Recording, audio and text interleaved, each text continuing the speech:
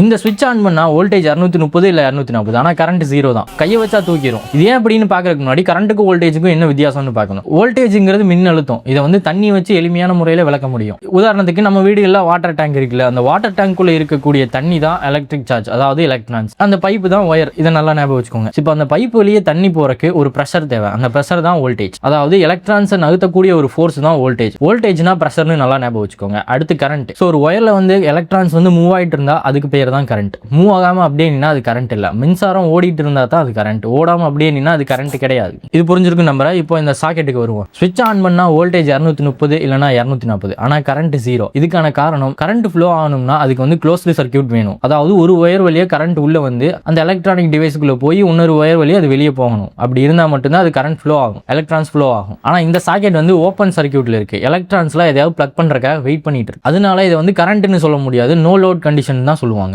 இந்த சாக்கெட்ல ஏதாவது பிளக் பண்ணா மட்டும்தான் அது கரண்ட். இது எதையுமே பிளக் பண்ணலனா அது நோ லோட் கண்டிஷன்.